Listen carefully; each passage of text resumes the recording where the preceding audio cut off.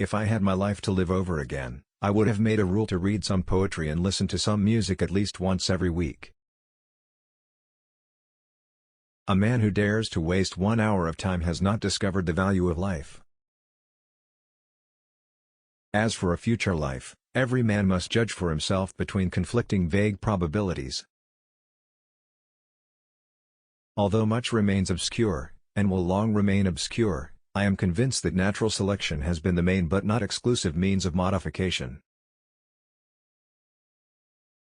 Mere chance alone would never account for so habitual and large an amount of difference as that between varieties of the same species. There is grandeur in this view of life, with its several powers, having been originally breathed by the Creator into a few forms or into one. I cannot pretend to throw the least light on such abstruse problems. The mystery of the beginning of all things is insoluble to us, and I for one must be content to remain an agnostic.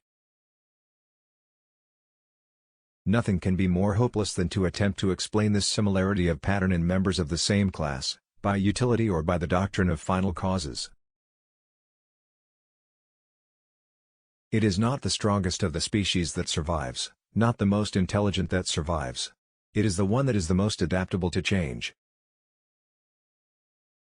At some future period, not very distant as measured by centuries, the civilized races of man will almost certainly exterminate, and replace the savage races throughout the world. One general law, leading to the advancement of all organic beings, namely, multiply, vary, let the strongest live and the weakest die. Great is the power of steady misrepresentation, but the history of science shows that fortunately this power does not long endure. A republic cannot succeed till it contains a certain body of men imbued with the principles of justice and honor.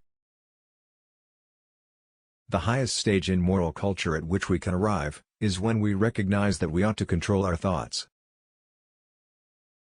It seems to me absurd to doubt that a man may be an ardent theist and an evolutionist. I have never been an atheist in the sense of denying the existence of a God.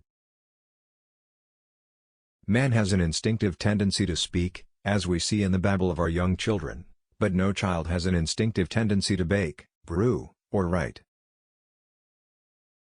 Physiological experiment on animals is justifiable for real investigation, but not for mere damnable and detestable curiosity.